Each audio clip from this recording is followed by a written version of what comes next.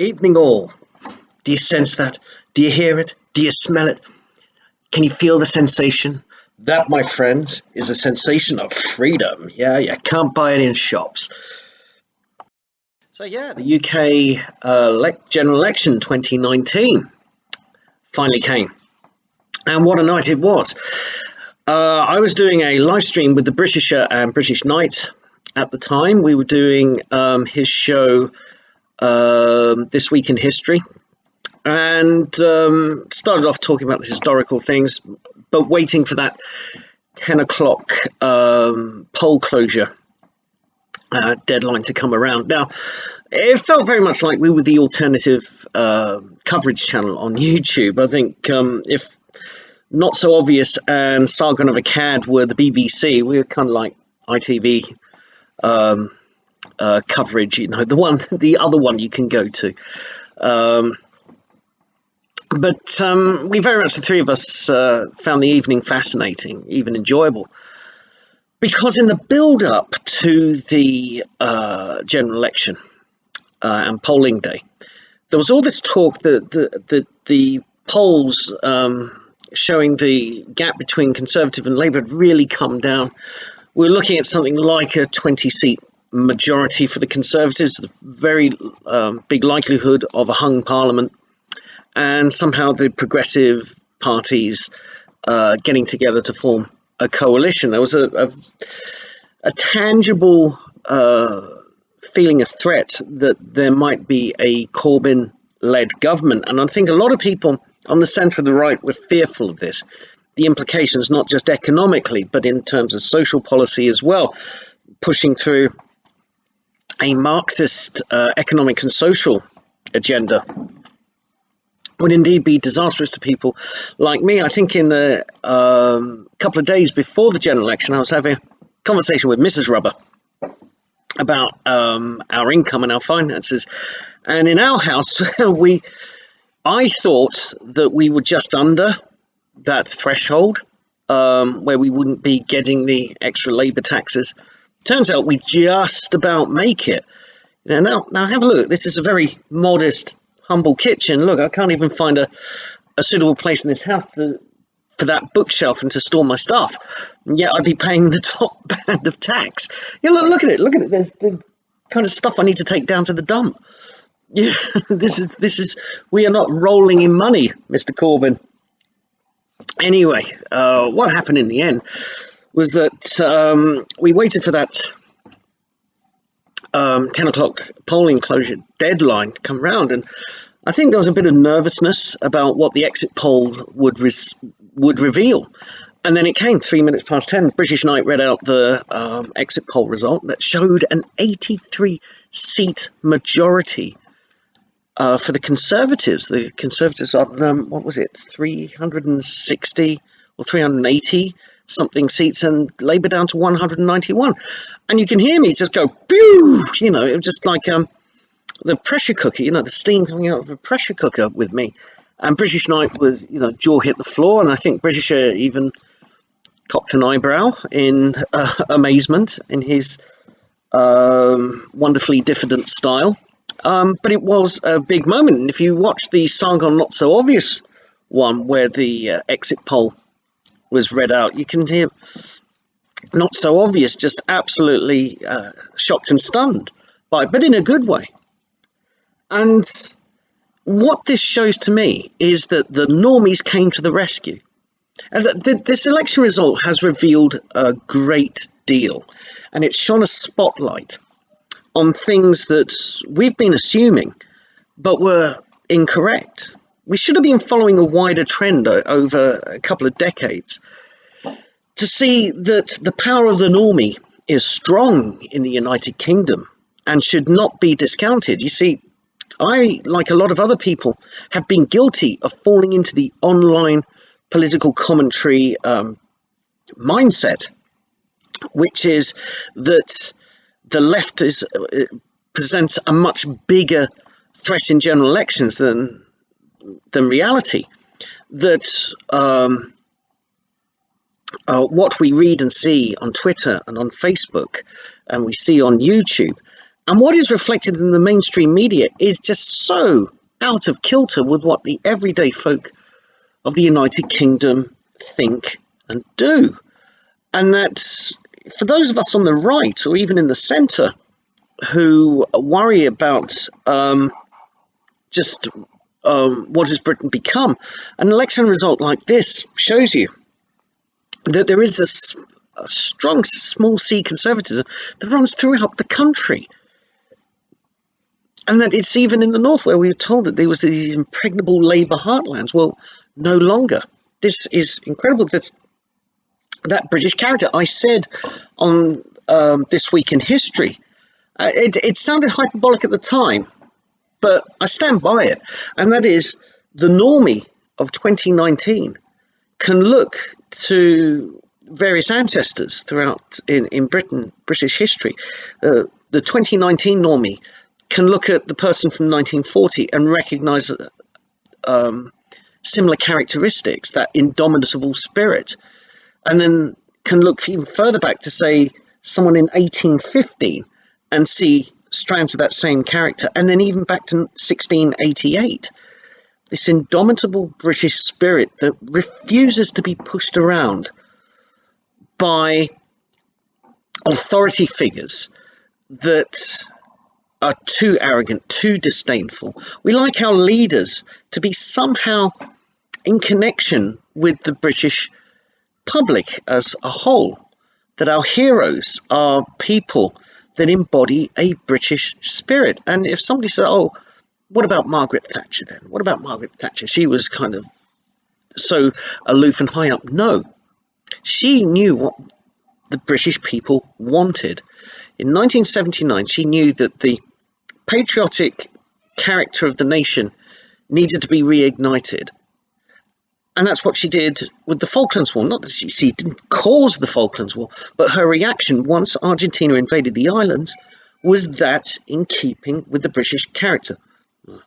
A less than indomitable cat by my side down there. Just give it a little pat. There we go. Now, and she also understood that concept of an Englishman's home is his castle. Then what better way of establishing that by allowing said English people, in this case British people, to actually own the houses that they were living in rather than just being perpetually renting them.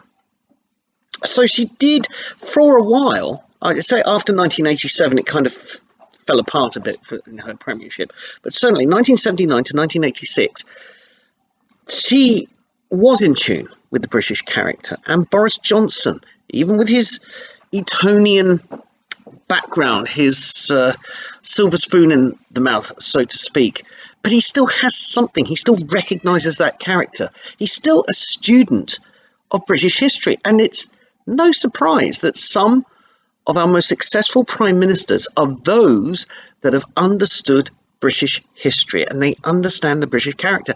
And this was brought back into sharp focus on Thursday evening, that here we have people across the country, what they want is something very British, and they don't want a bunch of sneering bourgeois urban types with their puffed up university degrees telling them that they're bad people just because they're British, that they're bad people just because they believe in certain British values, that indomitable spirit, that they're the villains of the world, that they're villains of history. People don't feel like that. They don't recognize that in themselves, and they have rejected that. It's not just Brexit, and let's talk about the effect of Brexit on the result. Yes, the vast majority of people want that referendum result upheld, despite what we've been hearing in the media, despite what we're being told constantly on social media. All those polls that suggested that the British public's opinion had changed on Brexit all proved to be false. How many elections have we needed to tell people, no, Brexit is what the majority of people want? Either they wanted it originally in 2016, or they're people who feel that honouring an election result trumps any kind of affection they had for remaining in the EU. And there are those who voted to remain in 2016 who were worried about bucking the stability, the perceived stability of the EU, but have subsequently seen that the EU is not a democratic and stable institution, and that leaving it actually represents a better chance for Britain to succeed in the longer term. So that was important, that the sense of the British fair play, that we had a vote and we shouldn't be trying to undermine that. We shouldn't be trying to be undemocratic. We should respect and uphold what people voted for. Allied to that, this small c conservatism when it comes to the values of Britain: independence, freedom of speech, freedom of thought, the right for people to live their lives the way they want, not too much disruption, and a rejection of identity politics. The British people, by and large, don't care for identity politics. The thing is that what British people value most in other people is, are you nice and friendly? If people move in next door, it doesn't matter so much if they're white or black or Asian. What people want to know is my new next door neighbour going to be a nice, friendly person? Are they somebody who, if my children kick a football over their fence, they're going to return it?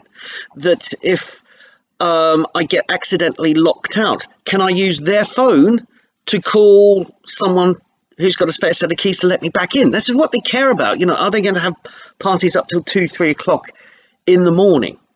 They want to know that. They want to know if their neighbours, not where they come from as much as, are they going to fit in around here? That's what people care about at the end of the day. And this is what this election has shown. God bless the normies. They came to our rescue. I said in a few hours before the polls closed, I said, what's going to happen to Britain all depends on which way the normies go. And the normies decided that they're going to reject the lunatic left-wing policies of Labour.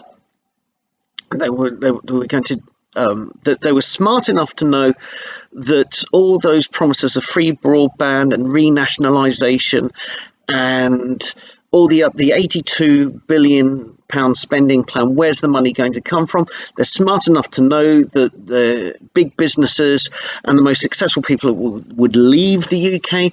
They're smart enough to know that Labour under Jeremy Corbyn appeases terrorists, and they don't like that. They don't like the sense that Britain's security would be threatened by a Labour government led by Corbyn. And there was some sympathy for the Jews as well. People were remarking afterwards that they didn't like the fact that Labour appeared to be anti-Semitic. Now, Labour have said, oh, no, all those stories were kind of made up and they were exaggerated. They haven't exactly covered themselves in glory, because some Labour commentators on Twitter said, oh, no, all these accusations of anti-Semitism were made up by Jews. I mean, it's unbelievable. You've just proven the point. But the thing is that Labour didn't do enough to squelch that. Have a look at two reactions, one from the Conservatives, one from Labour, when an accusation was levelled at the doorstep. So Labour accused the Conservatives of going to sell the NHS. The Conservatives were quickly onto that, quick to disprove that, quick to show that that wasn't happening. They reacted to it. When everybody else said, come on, is Labour anti-Semitic? All these things said, or you've got all these prospective parliamentary candidates saying these things are anti-Semitic. They were slow to react. They dithered. They obscured things. They did a lot of whataboutery. Well, what about the Islamophobia in the Tory party? And that backfired on them. They didn't look convincing enough when they said they weren't anti-Semitic. And there was plenty of lots of bits of evidence. And British people didn't like that. They don't like the idea of one section of society being bullied. It goes against British fair play as well. But we just did not know what the normies felt, because the normies don't, in the build-up to a general election, they go storm. Right. They don't answer the press. I mean, the press, the media are always looking for the oddballs, the weirdos, the people that they can look down on and sneer at. And the normies know this. They've known this after a few general elections, not to trust the media. So they kind of keep their heads down and they don't give the opinions that the media want until they get to the ballot box. Then we know. What the normies feel. But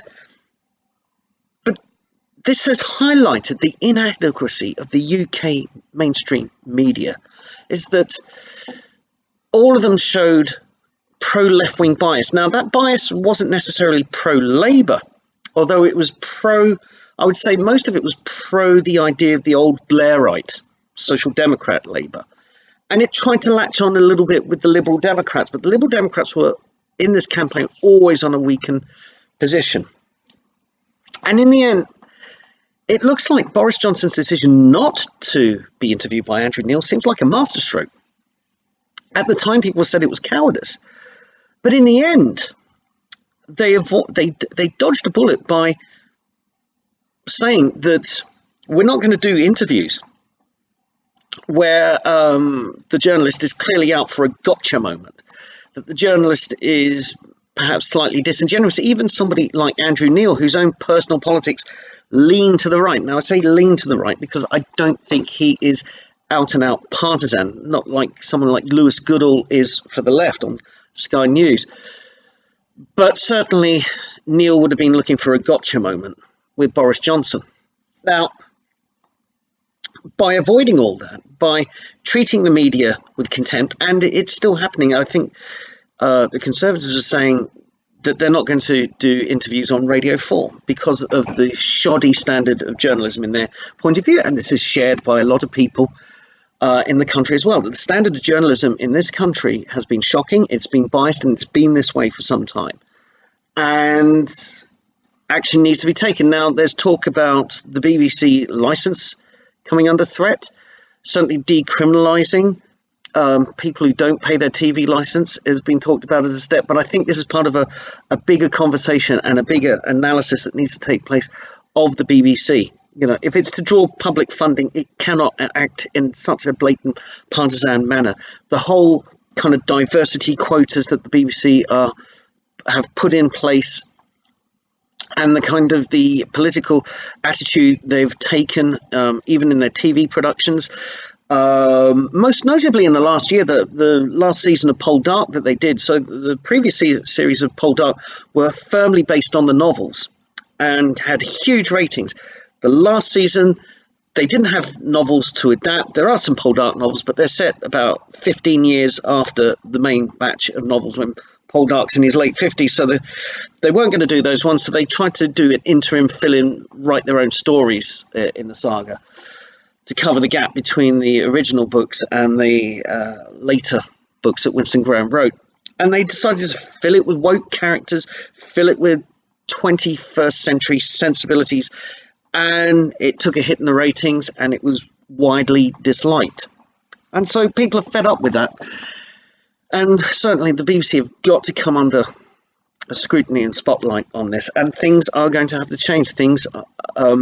Things in academia will have to change, because we cannot have either a media or a system of education that pushes one political narrative over facts. Journalism is not about narratives. I've said this before.